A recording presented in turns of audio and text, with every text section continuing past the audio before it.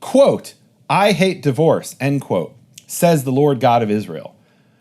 Again quotes, and I hate a man's covering himself with violence as with his garment, end quote, says the Lord Almighty. So the Lord God of Israel said the exact words, I love it when she does that. Hate divorce. Hate divorce. So God said those words. Is that what, and what's the thing you always say when we do our Bible studies in the morning? What does it really say, Nehemia? What does the Bible really say here? In the Does Hebrew. it say, I hate divorce? So no. Lo. Shalom and welcome to Hebrew Voices. I'm Lynell Gordon and I'm here with Dr. Nehemia Gordon. Today we're going to talk about a very special topic, very special to my heart. We're going to talk about divorce. So we had a little bit of change of roles there where you did the introduction instead of me.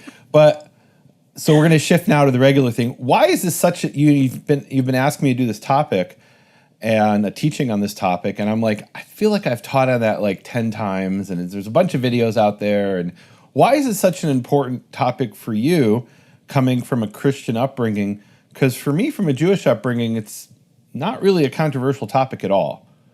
So I especially for the Jewish audience, listen, can you explain to them why it's so important for someone from a Christian background?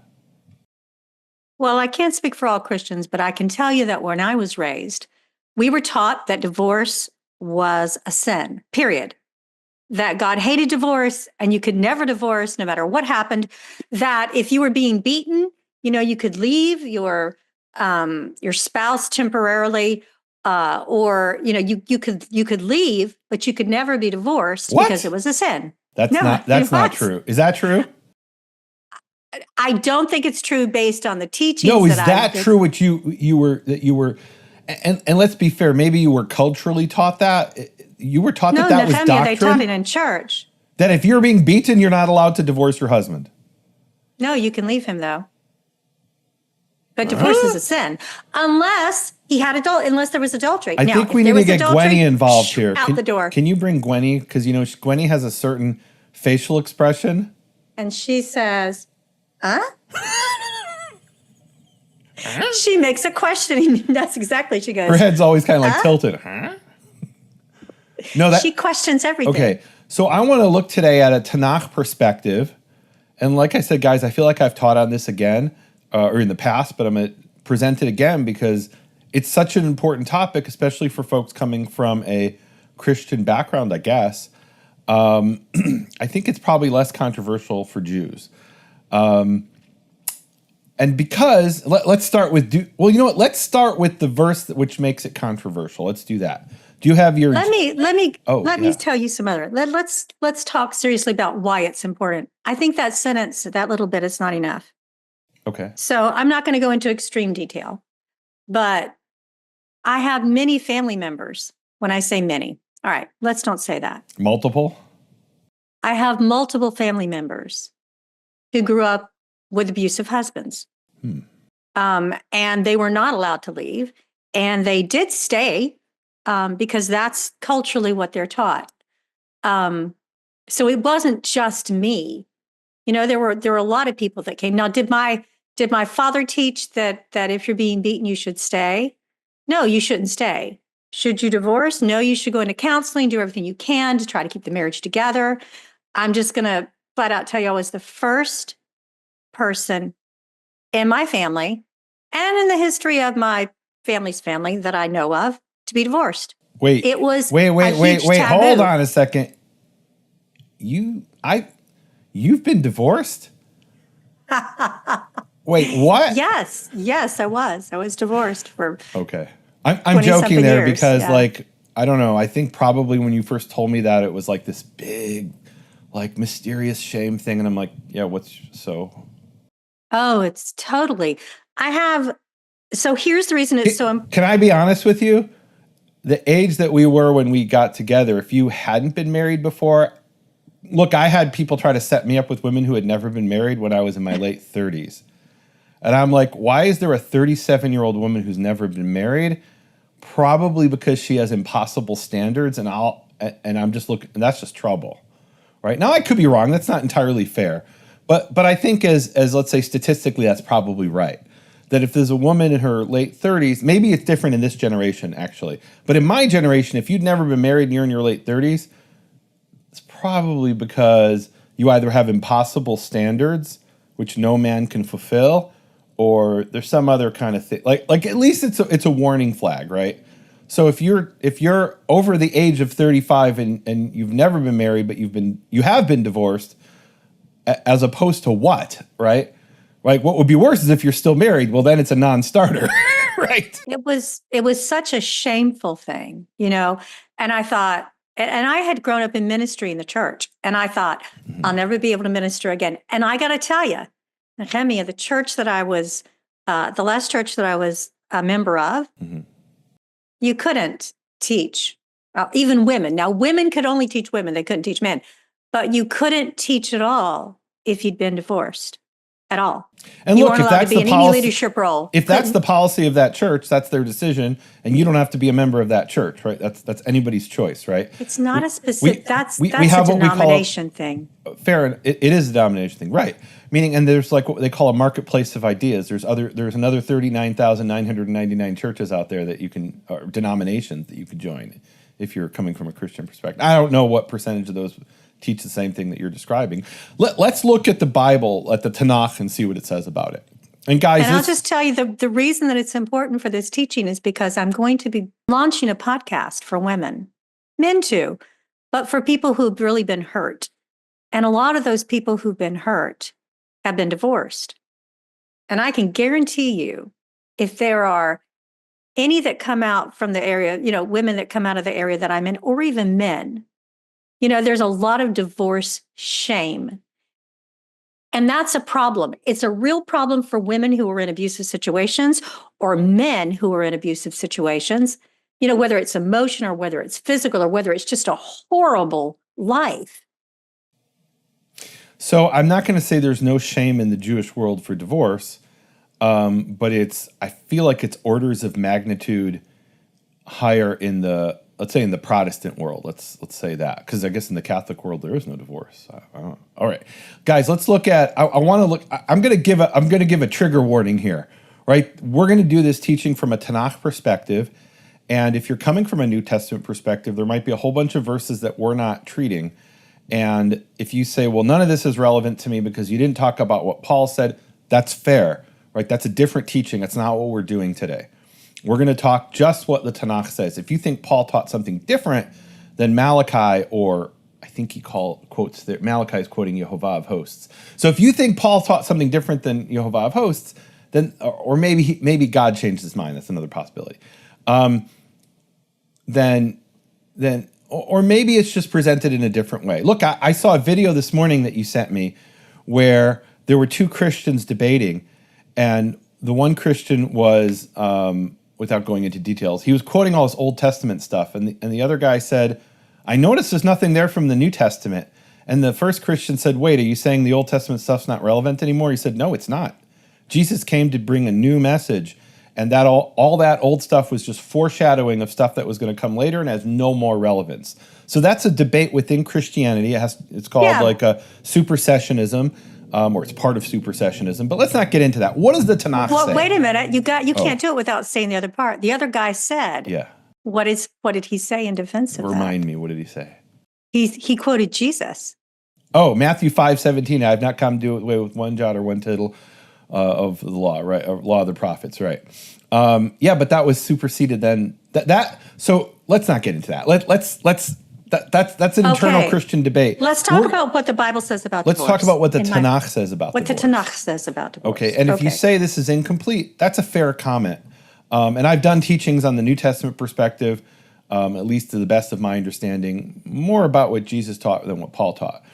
But here we're talking about just what does the Tanakh say. And we're going to focus on three passages, time permitting. Malachi 2:13-16, Deuteronomy 24, 1-4. And then there's an important passage in Jeremiah. I don't know that we need to read the passage in Jeremiah. It's 3:1-14. It's based on Deuteronomy 24, 1-4. So if we don't have time, we might skip that. But those are the three main passages that talk about divorce in the Tanakh. But we're going to start with Malachi 2, verse 16, because that's really what brings the controversy in. So this is ironic, right? The irony is that Christians who want to support that God hates divorce, they don't start with Jesus. They start with Malachi, right? They're starting with the Old Testament verse, where it literally says, in quotation marks, in the, I'll read you here from the New International Version, the NIV from 1984. I think they came out with a new version of the NIV. So this is the 84 version.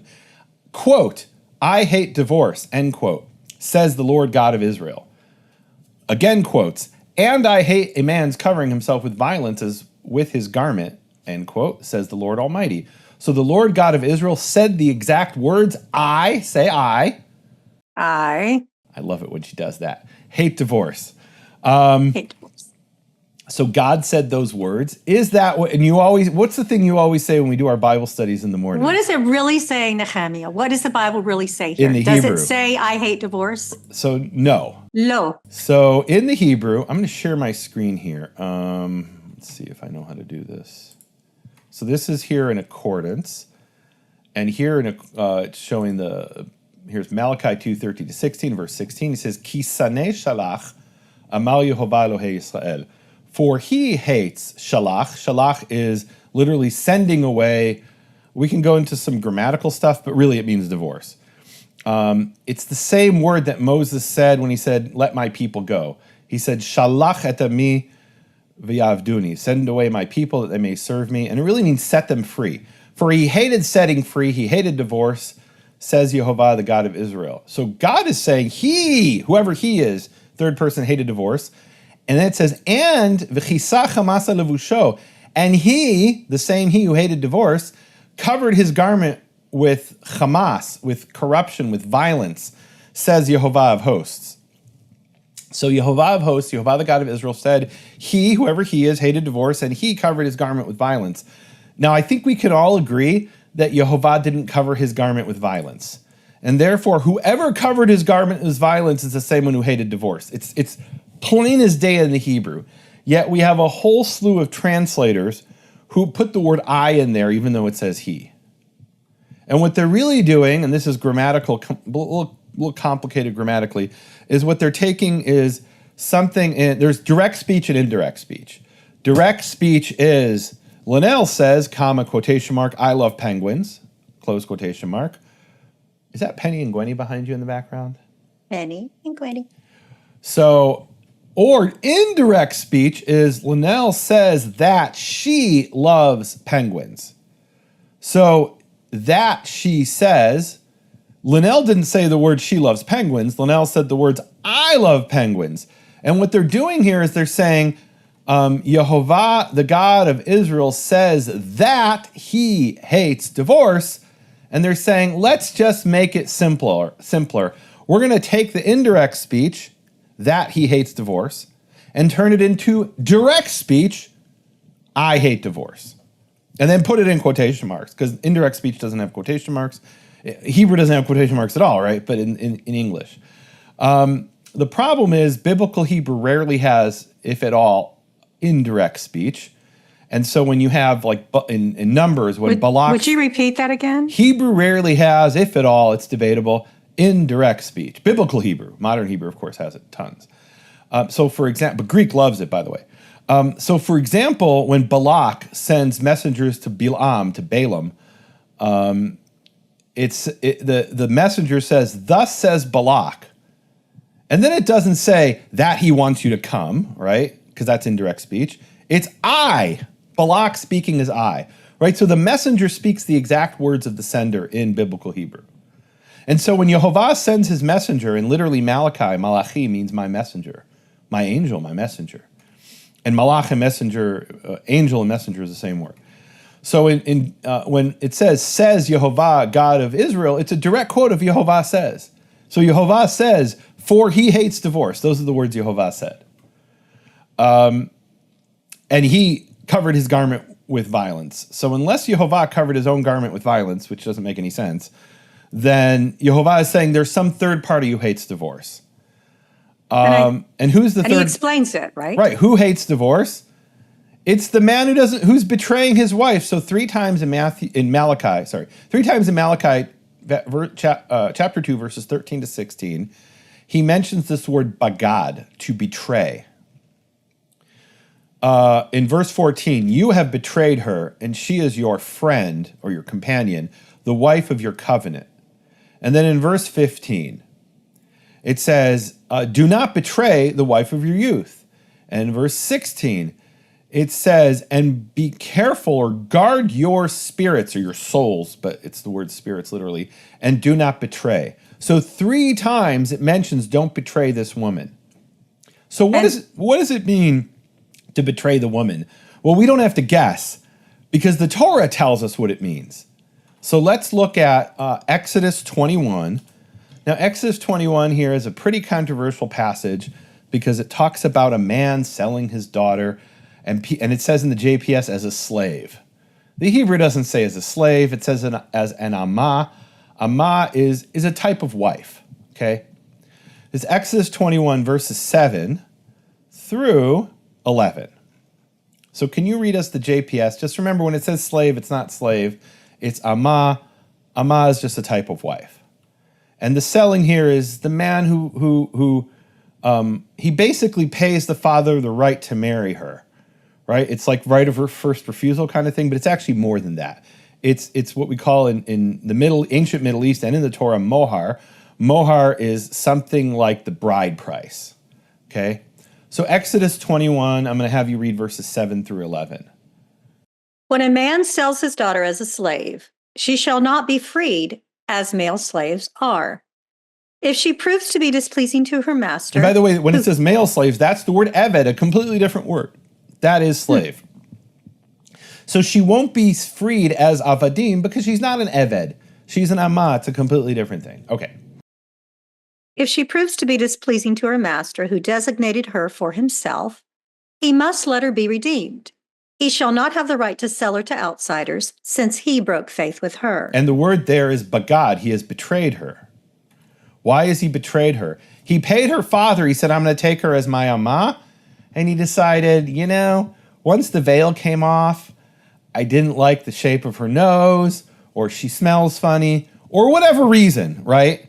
His wife was nagging, his other wife, and so he's like, this is too much trouble, right? So he decides, I'm not going to marry her. She's not a slave. He can't just resell her. She's not property. He does have the right to do one other thing, though, verse 9. If he has designated her for his son, he shall deal with her as is the practice for free maidens. And that's not what it says in Hebrew. It says, as is the law or the judgment for daughters. So for all intents and purposes, he has to treat her as a daughter. And what that really means is he can't marry her off to his son and say, I'm also going to share her. He has to treat her like he would treat a daughter, which that should be obvious what that means. Read Leviticus 18 if you're not sure what that means. All right, verse 10. If he marries another, he must not withhold from this one her food, her clothing, or conjugal rights. So those 3 things are the requirements that every man has towards a wife. That you are required to provide your wife with 3 things, really 4, but the 4th is implied because it's a place to live. Because literally the word divorce, as we'll see in Deuteronomy 24, means to kick her out of the house, send her away from the house, or set her free from the house. But here the 3 things are she'era, literally her meat, meaning food, ksuta, her covering, her clothing, doesn't mean you got to buy her Gucci, and onata, which is her, they translate it here, conjugal rights. We'll use that term. It's a euphemism. It's not, okay. All right, and then verse 11. If he fails her in these 3 ways, she shall go free without payment. So what was the betrayal here? The betrayal was he promised, I'm going to marry you. He paid the father the bride price. And if you want to say he bought her as an amah, fine. Let's not argue about that. He paid for the right to marry her and really to marry her. And he didn't fulfill his duty with those 3 obligations. That is a betrayal. And she's free. The marriage is dissolved. By the way, that's if he already consummated the marriage. If he consummated the marriage And one day he says, I've taken this pretty 18-year-old. I can no longer provide you what I was previously providing you 6 times a week. She says, bye. I'm free. That's literally what the Torah says. Wow, that's amazing. All right, that's not what the church teaches, right? Now that's for an not amah. what the church teaches. That's for an amah. What was important in our passage here is that the word bagad, to betray, I think they said lost faith, but it means to betray, is the word that describes his failure to fulfill his duty as a husband. So when we go back to Malachi, and it says 3 times in Malachi, don't betray her. You betrayed her, don't betray her, don't betray her. What it means is he's not fulfilling his duty as a husband. What is he doing? What he's doing there in Malachi is, we have to read Malachi, the previous passage, right? So Let's do. 13 is really important to me. Well, no, because so it actually starts before 13. You want to go to 10? So 13 starts, and this is the second thing you have done. Well, what's the first thing he did? So that's is that verse 10? Yes, I think. Let's see. Yeah, it starts in verse 10. That's the first one. So let's read that. And it's a bit complicated, but it has about the betrayal here. Have we not all one Father? Did not one God create us? Why do we break faith with one another, profaning the covenant of our ancestors? And the word is, why does one man betray his brother? To desecrate the covenant of our fathers. Judah has broken faith. Abhorrent things have been done in Israel and in Jerusalem. For Judah has profaned what is holy to Yehovah, what he desires, and espoused daughters of alien gods. May Yehovah leave to him who does this no descendants, dwelling in the tents of Jacob and presenting offerings to Yehovah of hosts. So if we put these, and look, so the next verse, verse 13, which we're focusing on 13 to 16, let's read that. It says in the JPS, this you do as well. In the Hebrew it says, vazot shenit ta'asu, and this is the second thing you do. You cover the altar of Yehovah with tears, crying and moaning, so that he doesn't turn to the offering and accept a sacrifice from your hand. And you say, lama, why, alma? And I paraphrase this in my Jewish American Yiddish as, what are you kvetching about? What, right? Alma, why? Like, why isn't God accepting my offering? I brought a beautiful sacrifice. They didn't have a broken leg this time. It wasn't blind. It was a perfect lamb. And I spilled the blood, and it's sprinkled on the altar and poured on the corner and all that stuff. All the fats are burned. Why isn't God accepting my sacrifice?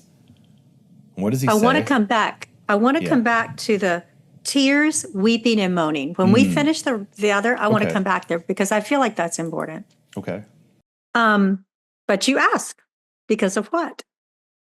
Because Yehovah is a witness between you and the wife of your youth, with whom you've broken faith. And again, which you have betrayed. And in the previous passage, it also said broken faith, but it's, again, bagad, to betray.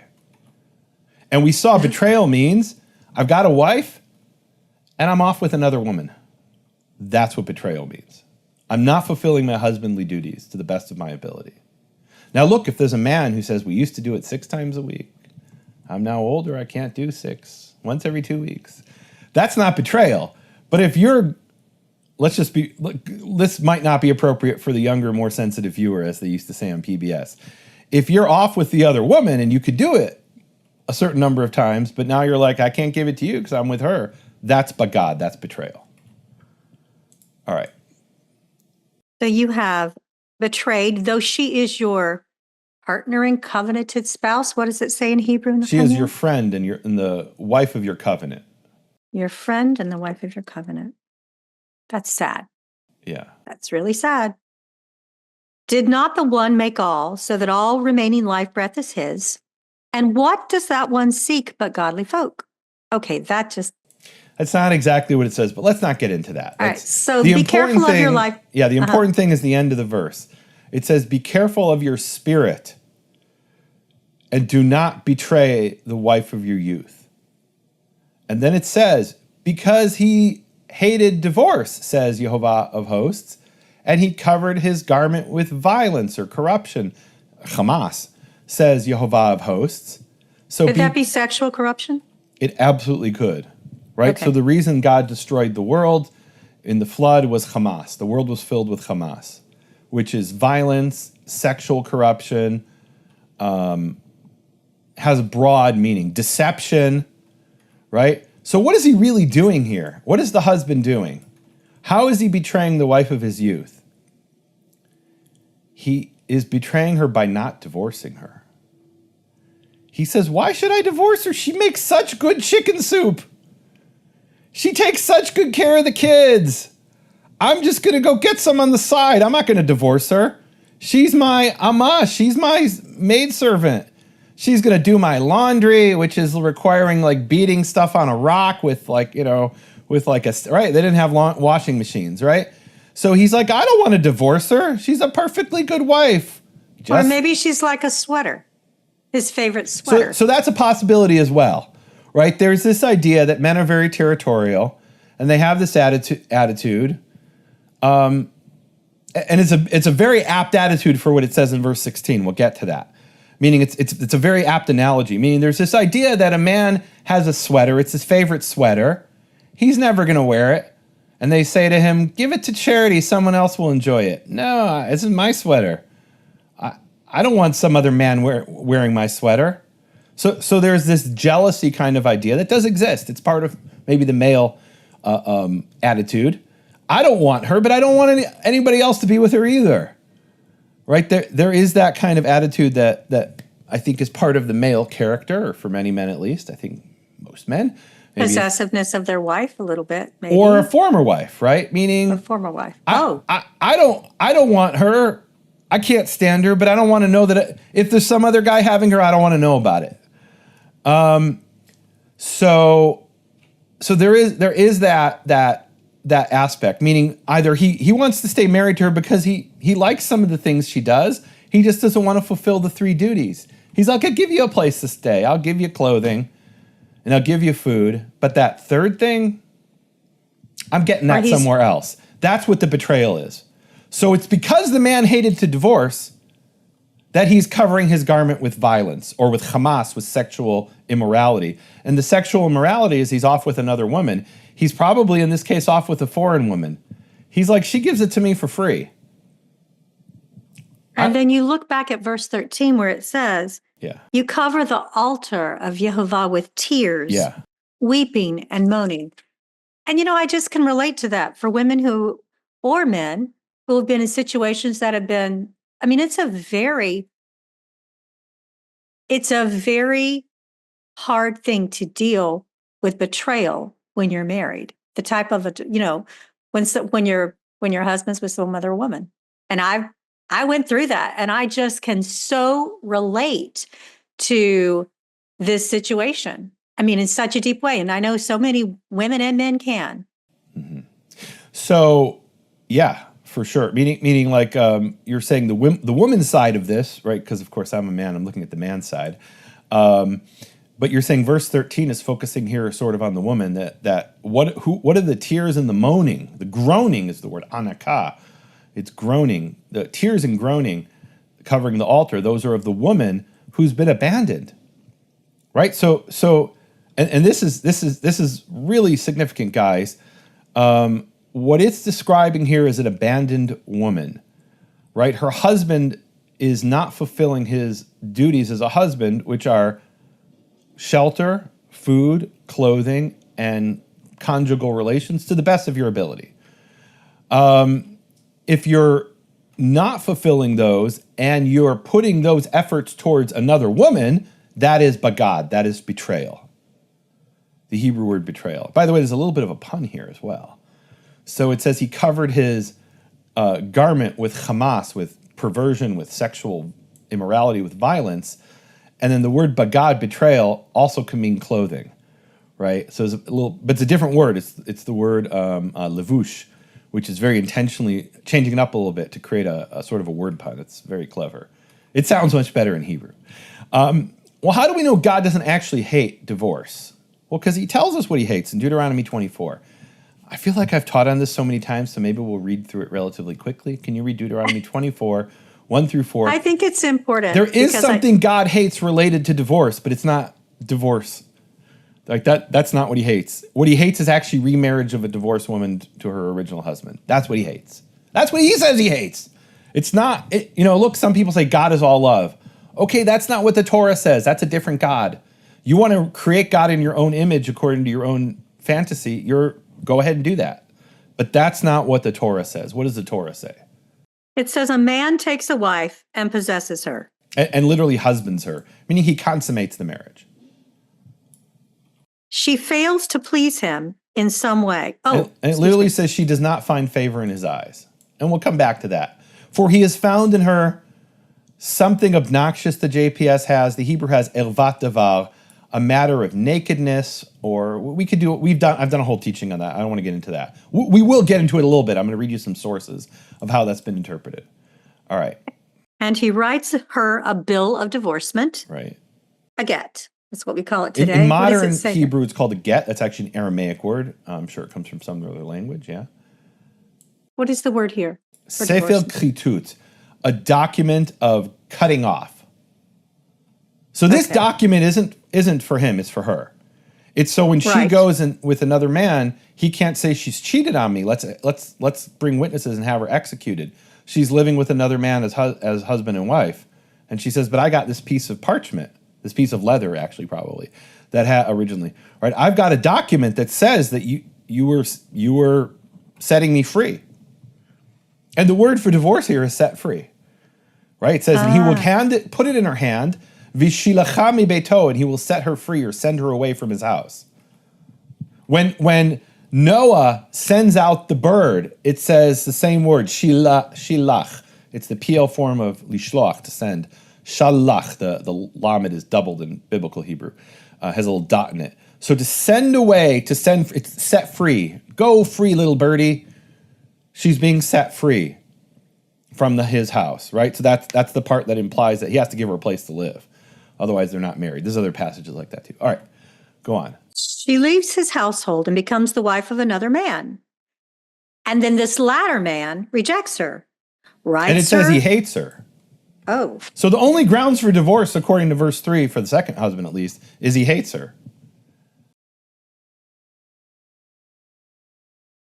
That is profound. Yeah. Writes her a bill of divorcement, hands it to her, and sends her away from his house. Or the man who married her last dies. Then the first husband who divorced her shall not take her to wife again, since she has been defiled. And just to be clear, what that means is she has been defiled for him. She can marry some third man, just not him. The first husband is defiled. She's defiled as far as the first husband's concerned. For his purposes. So it says here disqualified for him. Sure. It's literally hu tama'a. She has been defiled. Or that would be abhorrent. So abhorrent means it's something despised. So that's despised by God. God hates a woman who remarries her first husband after being with another man. So God does hate a certain part of divorce, but not divorce itself. What God hates is if you go back to your first husband after you've been married to another man. God hates that. I didn't make that up. That's what it says there.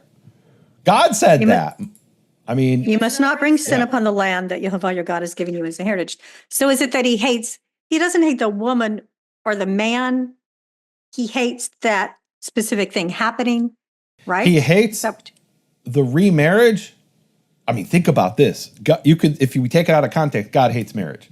Well, no, only marriage of a divorced woman who's been married to a second man to go back to the first man, right? So that's the part so God doesn't hate divorce. He hates remarriage, right? Only if she's been with another man. If she hasn't, she could remarry him 40 times, right? Jeremiah uses this as a metaphor. So if we really want to put the full context here, we should read Jeremiah 3, 1 through 14. So I just want to be real clear Yeah. for everybody listening. Yeah. So it's not that he hates divorce, and it's not that he hates remarriage. He hates remarriage to the same guy you divorced after you've been with somebody else sexually. That's correct. That's what he says. That's what it says in Deuteronomy 24, 1 through 4. Just want to And be now clear. Jeremiah uses that as a metaphor. So let's read the metaphor. And this is obviously based on Deuteronomy 24, 1 through 4, right? Jeremiah is assuming that you're familiar, at least maybe not with the exact quotation, but you're familiar with the content. Otherwise, Jeremiah doesn't make any sense otherwise. It assumes that passage in Deuteronomy. The word of Jehovah came to me as follows. If a man divorces his wife and she leaves him and marries another man, can he ever go back to her? Would not such a land be defiled? That's exactly what we just read in Deuteronomy 24. It defiles the land. It's literally, it's a paraphrase because he uses the word chanaf instead of lachti, right? He uses a different Hebrew word. But it's obviously based on Deuteronomy 24.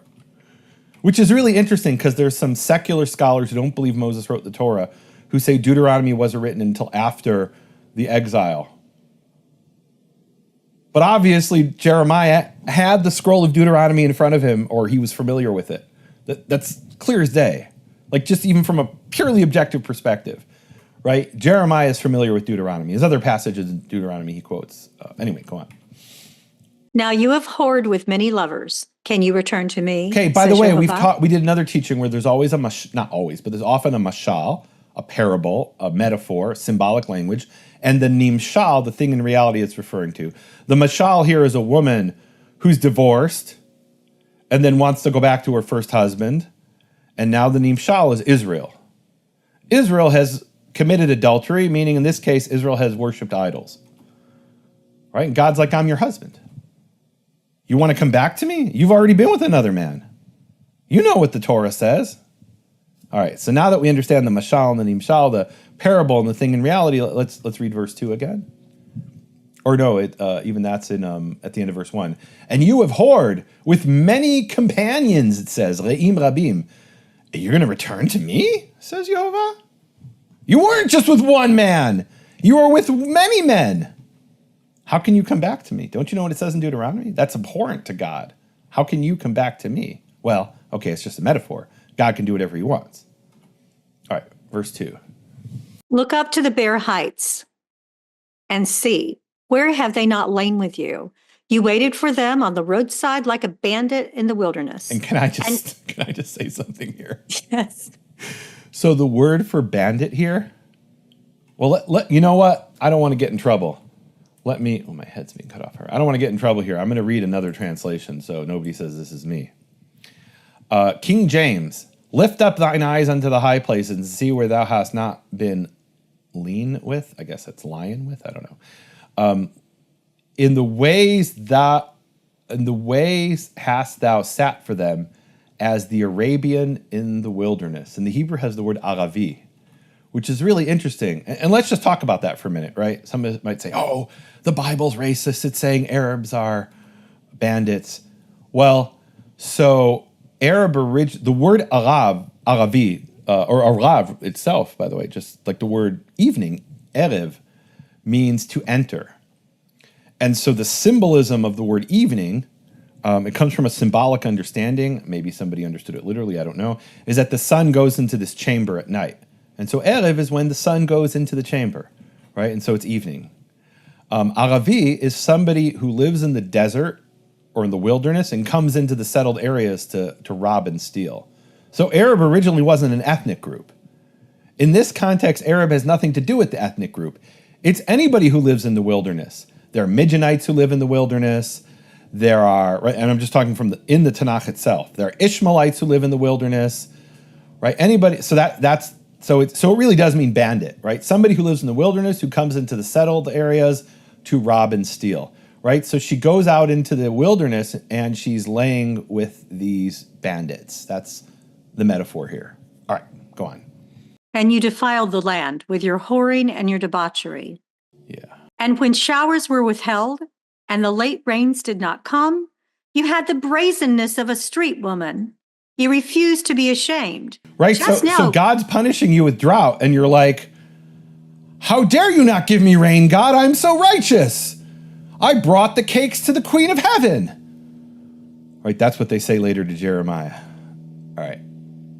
you refused to be ashamed. Just now you called to me, Father. You are the companion of my youth. And by the way, here we have what's called a mixed metaphor. Is God the husband or is God the father? Well, they're both metaphors, so we don't want to take it too literally, or then we get into really weird stuff. Okay. Does one hate for all time? Does one rage forever? This is how you spoke. You did wrong and had your way. And by the way, what Israel is saying is, God, why are you still upset with me? You're my father. Come and love me, even though I'm worshiping all these idols. Forgive me immediately. I demand that you forgive me immediately. And God's like, I'll forgive you when I'm ready. All right. Jehovah said to me in the days of King Josiah, have you seen what rebel Israel did, going to every high mountain and under every leafy tree and whoring there? I thought, after she's done all these things, she'll come back to me. But she did not come back. And her sister, faithless Judah, saw it. And faithless is same word as we saw before, bagoda in this case, bagad, to betray. Right? So what is, and by the way, Israel here is the northern kingdom, and Judah is the southern kingdom of the tribes of Judah and Benjamin. I guess in this time ruled by Josiah. And she's worshiping idols. I noted, because rebel Israel had committed adultery, I cast her off and handed her a bill of divorce. Cast her off is shilachtiha, same word as in Deuteronomy 24, shalach. I sent her away from the house. I divorced her. And I gave her sefer klituteha, her bill of divorce, her document of cutting off, literally. But that's what we call, like I said, in modern Hebrew, a get, gimel tet. But in the Tanakh, it's called sefer klitut, a document of divorce. Sefer is anything written, by the way, in biblical times. Yet her sister, faithless Judah, was not afraid. She too went and whored. Indeed, And by the way, land look, was people have pointed out correctly that here God has two wives, metaphorically, right? He divorced the first wife, and the second wife wasn't impressed. I'm going to still keep worshiping idols and whoring, metaphorically. Indeed, the land was defiled by her casual immorality, as she committed adultery with stone and wood. And after all that, her sister, faithless Judah, did not return to me wholeheartedly, but insincerely, declares Jehovah. And Jehovah said to me, rebel Israel has shown herself more in the right than faithless Judah. Okay, what does that say in Hebrew? That's what it says. All right. Go make this proclamation toward the north and say, turn back, O rebel Israel, declares Jehovah. I will not look on you in anger, for I am compassionate, declares Jehovah. And what's I do compassionate here? not. Is it It's chesed. chesed? So I'm in a relationship of chesed, of loving faithfulness. So this is interesting. God commands us that if you divorce your wife and she is then with another man, she can't come back to you. That's abhorrent. But God is allowed to take her back because it's just a metaphor. And you could say God's violating his own law, metaphorically, sure. But God does in other ways as well. God says, don't take revenge. But he says, vengeance belongs to me, right? So he's teaching us that here's something we have to live by, but he can do whatever he wants. And there are some things that are specifically preserved for him, right? I mean, that are a divine right that we don't have. That's an important point. Okay, continue. He says, for I am a chassid. I am in a faithful relationship of faithful love is really what chassid here translates as. And I velo etor leolam, and I don't hold a grudge forever. Only recognize your sin, for you've transgressed against Jehovah your God and scattered your favors among strangers under every leafy tree, and you've not heeded me, declares Jehovah. And what's the word for heeded? He says literally, in my voice, lo shmatem. You didn't shma.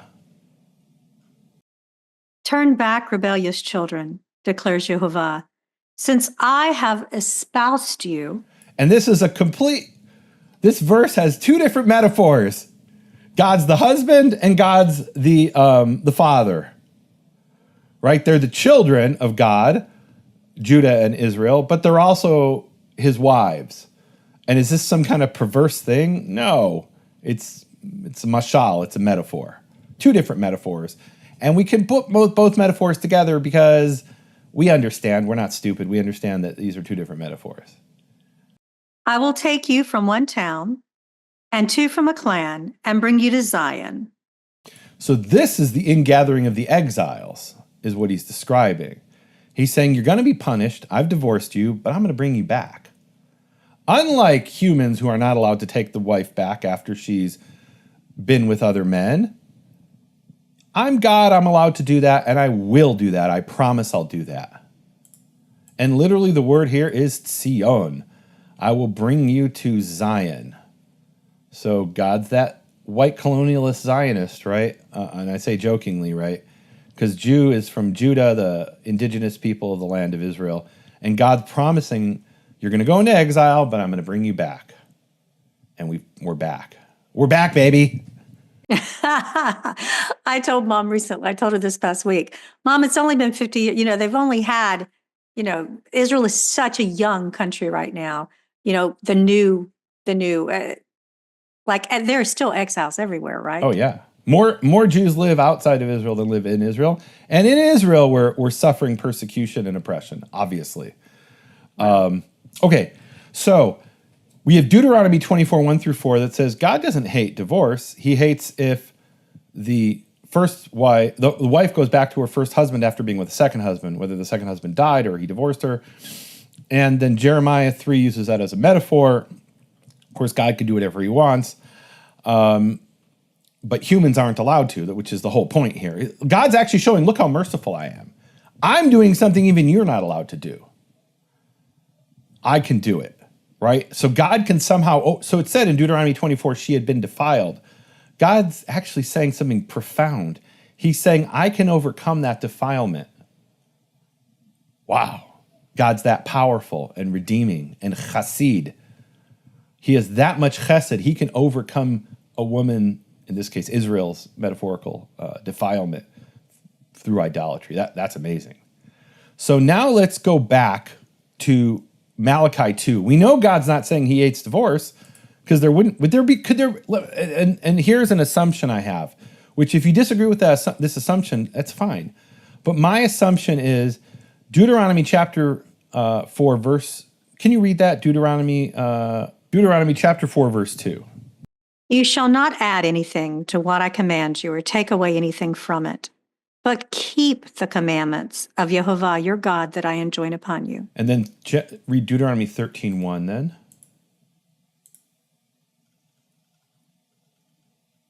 And in some versions this is 12:32, which is quite interesting. Be careful to observe only that which I adjoin upon you, neither add to it nor take away from it. And then the very next verse talks about a false prophet who tells you to worship other gods.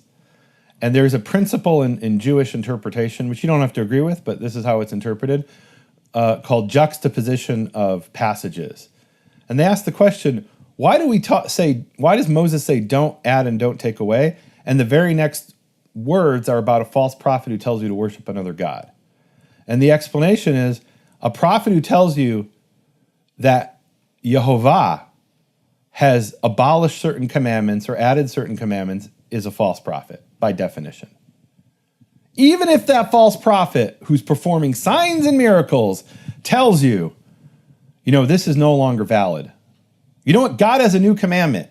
In Deuteronomy 24, he said, I don't hate divorce, but I hate remarriage to a first husband after being with a second husband. But now Malachi, I come along and I say, Yehovah told me he hates divorce. It's a new message God's never spoken before. If Malachi said that, Malachi would be a false prophet. But Malachi didn't say that. The translators said that. And why did they say that, Nehemiah? Because they hate divorce. Right. What's really surprising is that JPS says that, because there's another interpretation in Jewish sources which actually fits what it says in Hebrew, and that is the predominant interpretation. All right, so now let's look at some of those sources. Let's look at some of these. These are traditional Jewish sources, and this is the reason. Why am I bringing this? Because this is the reason that when you talk to Jews and they're like, divorce, yeah, everybody hates divorce, but it's not like this big controversial thing, right? Okay. Well, unless you're our friend who 2 years ago couldn't get a get from her husband. Ah, that's the abandoned woman. And there's a word for that in Hebrew, which is agunah. And agunah literally is from the word ogen, which is an anchor. So they're anchored women, right? So that's a woman who has a big chain around her neck and it's dragging her down. And she can't now go and be married to another man because the husband, he hates divorce. He refuses to give her a get. Why? Is it because he's with another woman? No, but he doesn't want her to go have children with another man who will then be the brothers and sisters of his children. That was literally the reason he didn't want to get divorced. So you're talking about, and we won't say names, there's this woman who we know in Israel who literally was the woman crying and groaning of Malachi chapter 2, not because her husband was even with another man. Because by the way, Malachi 2:13-16 says don't betray, but it's 10 through 12, which talks about he's with another woman. Even if he's not with another woman and he refuses to divorce her, that is a betrayal. And we know a woman literally that happened to. And literally his reason was, if you get married, you're young enough, you'll have children with another man. No one else is going to wear my garment. No one else is going to wear my sweater. That was his attitude. Yeah. Okay, Yeah. So now let's look and see how this is interpreted in Jewish sources. All right. So this is very interesting. So there's a passage in the Talmud, in the Tractate of Gittin, 90b. Guys, you can look this up in like Sefaria. And it says, and it's interpreting the words ki saneh shalach, for he hated divorce, is what it literally, or he hates divorce. And it's Rabbi Yehuda Omer, Rabbi Judah says, im snetach shalach, if you hate her, divorce her. Rabbi Yochanan Omer, sanui hamishaleach, the one who divorces is hated, meaning by God. Although he doesn't say by God, that's implied. So there's two polar opposite interpretations in the Talmud. And people often say, well, the Talmud says lots of things, and usually it's full of debates. And here's a debate. According to Rabbi Yehuda, what Malachi 2:16 means, if you hate a woman, you must divorce her. And according to Rabbi Yochanan, it means no, the one who divorces is hated. And can we just, Nehemia, you're talking about divorces. You said to me that word, send away, I just want to reiterate, that is the same words that are used in Exodus 5:1, right? Where it says, where he says, oh, let my people go. Which in Hebrew is shalach et ami v'yavduni. And the doubling of the la there is important because it's the PL form, the 7 conjugations in Hebrew. Kal, sholeach, means to send. Mishaleach, with a doubled lamed, is to send away, to drive out, to set free. When it talks about setting free a slave, it's the same word. When it talks about setting free a woman, it's right. So it's drive her out of your house, but also set her free, right? The same word can mean to set free and to drive out, right? But so why was it so important that the woman got the certificate? Otherwise, if she's with another man, she could be executed. That certificate protects her. That's her document of separation, is literally what it's called, Sefer Klitut. So what that document does, the Sefer Klitut, the document of cutting off, is it's a certificate of cutting off that means she can now be with another man and he can't bring a court case against her saying that she has committed adultery. Otherwise, he could say, wait, she committed adultery. And there's a term for that. And I hate to use the term, but it's the term in old American law called a certificate of manumission. Certificate of manumission in the context of slavery is there's some African American, a black American, let's just call it that, wandering around Virginia, and they say, you're obviously an escaped slave. And he pulls out a certificate. He says, no, this piece of paper says I'm free. And it's the same thing with this woman. She was married to Reuven, and then she gets divorced, and she's now living with Shimon. And Reuven says, she's pregnant by Shimon. I want her executed. She was mine. And she pulls out that piece of parchment or leather and says, no, I have this sefer kritut that says I'm free to marry whoever I want. And so that was a very important piece of parchment or leather back then, right? A very important document, the sefer kritut. All right. So we have a debate in the Talmud whether Malachi 2 means that if you divorce a woman, it means if you hate a woman, you should divorce her, or it means the person who divorces is hated. And here's what Targum Jonathan has. This is an ancient translation of Malachi. It's in Aramaic. It says, Areim sneta la patrach. And which is interesting. Patar is to set free. If you hate her, divorce her, but literally set her free. Says Yehovah, the God of Israel. So that's not just Rabbi Yehuda. Targum Jonathan interprets it that way. What's really interesting is the Septuagint, the ancient Greek translation, in some manuscripts has, but if you hate her, divorce, right? It's in the imperative, right? If you hate, you must divorce if you hate the woman. The Vulgate, which was translated between the years 390 to 405 by Jerome, what Christians call Saint Jerome, and he's translating from the Hebrew. He says, when you have hatred, divorce. So that's really interesting. We have this idea that, well, Christians are against divorce. Jerome's translating from the Hebrew, and he translates when you have hatred, divorce with the imperative. And where is he getting that? He's getting it from the Septuagint, the ancient Greek translation. And from the Hebrew, right? In other words, he's interpreting the Hebrew knowing what the Greek says. Dewey Rames from 1635, which is a Catholic translation. This is amazing because the Catholic Church to this day forbids divorce. But in their Bible in Malachi, it says if you hate someone, you should divorce her. In the Dewey Rames translation English, when thou shalt hate, dismiss, right? Dismiss is a euphemism for divorce. So even the Catholic Bible, the Catholics forbid divorce, but they don't care what the Bible says, right? Or they say the Bible isn't binding, is really what they say, to be fair. They say it's the Bible plus church tradition, and church tradition forbids divorce. But their Bible in Malachi says when you have hatred, divorce. Now this is really cool, Lynell. The Dead Sea Scrolls, right? Let's back up. Targum Jonathan said, if you hate her, divorce her. That's an Aramaic translation. The Hebrew doesn't say that. The Hebrew says, for he, the man, who has violence on his garment, who covered his garment with violence, hated divorce. Right? How did he cover his garment with violence? He hated divorce, and so he was messing around with another woman or married another woman. Or just left the woman with the inability to remarry, right? She's the agunah. She's the anchored woman, the chained woman. So we have this fallacy, this never give up attitude when it comes to marriage. But there are times that you should, especially when your wife is your enemy or your husband is your enemy.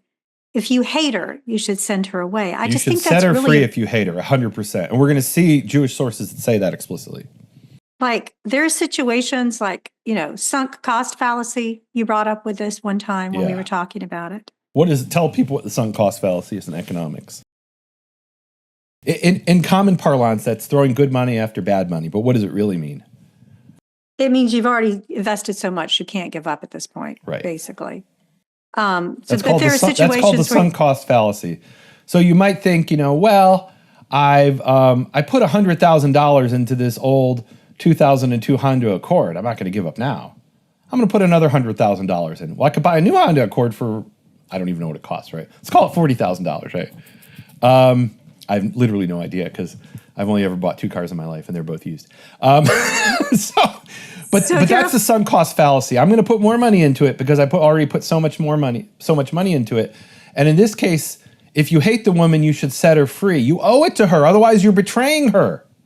So you've said like 3 things. Number 1, like if your wife is your enemy, if you despise her, and number 3, if you're keeping her just to torment her, like it's my sweater, no one else will ever have that sweater.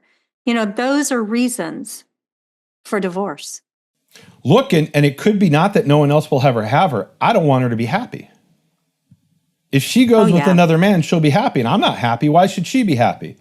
And there are millions of men out there who do not want to get divorced for that reason. I can guarantee you of that. Well, there are whole organizations that have been created to help women out of situations like that, specifically because the husband won't divorce her. The Catholic scholars of the time, of the late 15th, early 16th century, apparently were teaching, originally God didn't want divorce. He hates divorce, but he allowed it as a compromise so Israelite men wouldn't murder their wives.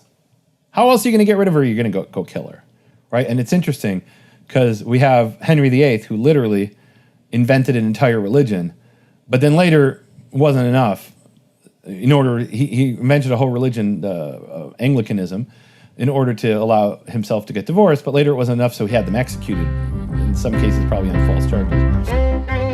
You have been listening to Hebrew Voices with Nehemia Gordon.